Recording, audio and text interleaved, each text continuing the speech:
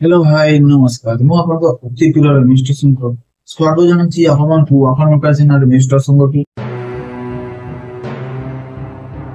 ଦେଖିଲା ଭାବରେ କିଛି ଦିନ ତଳେ ହିଁ ପିୟୁଷ ଭାଇଙ୍କର ବହୁତ ବଡ ଗୋଟେ ବୟାନ ପୁରା ଭୟଙ୍କର ଲେଭେଲରେ ଭାଇରାଲ ହେଇଥିଲା ଆଜ୍ଞା। ପିୟୁଷ ଭାଇଙ୍କୁ କିଏ ଜାଣିନାହିଁ ଆଜ୍ଞା।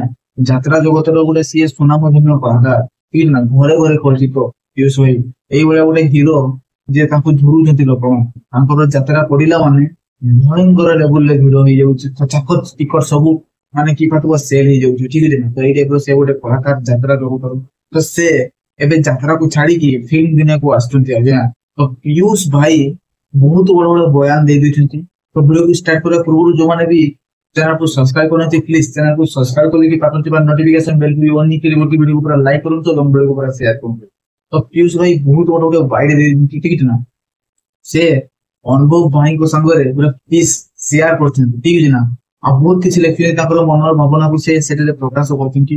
ଆଉ ଦର୍ଶକ ମାନେ ବି ଭାରି ଭୂକମ୍ପ ସେ ଏକ୍ସାଇଟମେଣ୍ଟ ହେବା ପାଇଁ ଲାଗିଲେ ଆଉ ସେ ବୟାନ ଦେଇଦେଲେ ଯେ ଏଇ ବର୍ଷ ଯୋଉ ଦଶହରାରେ ତାଙ୍କର ଗୋଟେ ଯୋଉ ଫିଲ୍ମଟା ରିଲିଜ ହେଇଛି ସେ ଫିଲ୍ମରେ ସେ ଅବଭିୟସଲି ଭିଲିଆନ ଗେଟଅପରେ ଆସୁଛନ୍ତି ମାଡ ଖାଉଛନ୍ତି ମାଡ ମାରୁଛନ୍ତି ତ ଏଇଟା ତ କିଛି ସେ ବୟାନ ଦେଇଦେଇଛନ୍ତି।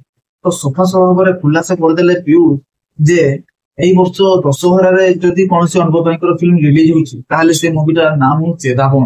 ଡେଫିନେଟଲି ଭାବରେ ରାବଣ ମୁଭି ଗୋଟେ ଛୋଟ ମୁଭି ନୁହେଁ ଆଜ୍ଞା। ସିଏ 2-3 ବର୍ଷ ପୂର୍ବରୁ ମାନେ ତାର ଟିଜର ଆସିଥିଲା ତାର ସବୁ କିଛି ଗମାଗରେ ଦେଖିବା ପାଇଁ ମିଳିଥିଲା ଦର୍ଶକ ମାନଙ୍କ ଭିତରେ ବହୁତ ବଡ ସ୍କେଲର ବଡ ମୁଭି ଓଡିଆ ଇଣ୍ଡଷ୍ଟ୍ରିକୁ ଦହଲେଇ ଦେବା ଭଳିଆ ମୁଭି ଆଜ୍ଞା।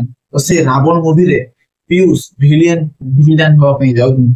ତ ଏହାଠୁ ବଡ ଖୁସି ଖବର ଆଉ ଗର୍ବର କଥା ଆଉ କଣ ହେଇଥାଇପାରେ କାହିଁକି ନା ଅନୁଭବ ଭାଇଙ୍କ ସାଙ୍ଗରେ ପିୟୁଷଙ୍କ କାମ କରିବାକୁ ବହୁତ ଇଚ୍ଛା ଥିଲା ତାଙ୍କର ଗୋଟେ ସ୍ୱପ୍ନ ଥିଲା ତାଙ୍କର ଗୋଟେ ଡ୍ରିମ୍ ଥିଲା ସେଇ ଡ୍ରିମ୍ ଆମର ରାବଣ ମୁଭି ମାଧ୍ୟମରେ ତାଙ୍କୁ ମିଳିଲା ସୁଯୋଗ ସେ ସେଇ ସୁଯୋଗକୁ ମଧ୍ୟ ହାତ ଛଡା କଲେନି ଶୀଘ୍ର ହିଁ ସବୁ କିଛି ଗମାଗଟ କରିଦେଲେ ଠିକ ଅଛି ନା ଡେଫିନେଟ ଭାବରେ ଦଶହରାରେ ଅନୁଭବ ଭାଇ ବର୍ଷିସ ପିୟୁଷ ତ୍ରିପାଠୀ ଆଜ୍ଞା ଫିଲ୍ମ ବର୍ଷିସ ଯାତ୍ରା ଭୟଙ୍କର ଲେଭେଲରେ ଦର୍ଶକ ମାନଙ୍କର ସମାଗମ ଦେଖିବା ପାଇଁ ମିଳିବ।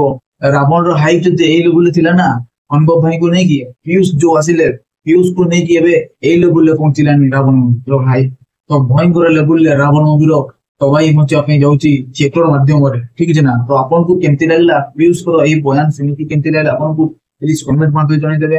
ଆପଣ ମାନେ କେତେ ଏକ୍ସାଇଟମେଣ୍ଟ ଅନୁଭବ ଭାଇଙ୍କୁ ଆଉ ପିୟୁଷ ତ୍ରିପାଠୀଙ୍କୁ ଗୋଟେ ସ୍କ୍ରିନରେ ଦେଖିବା ପାଇଁ ସେଟା ବି ପ୍ଲିଜ କମେଣ୍ଟ ମଧ୍ୟ ଜଣେଇଦେବେ। ମତେ ତ ବହୁତ ଭଲ ଲାଗେ ଠିକ ଅଛି ନା ତ ଚ୍ୟାନେଲକୁ ସବସ୍କ୍ରାଇବ କରିକି ପାଖରେ ଥିବା ନୋଟିଫିକେସନ ବେଲକୁ ବି ଅନ୍ କରିକି ଭିଡିଓକୁ ଲାଇକ୍ କରନ୍ତୁ ଏବଂ ଭିଡିଓକୁ ସେୟାର ତ ଅଟେଣ୍ଡ କରେं। बाय बाय जय जगन्नाथ।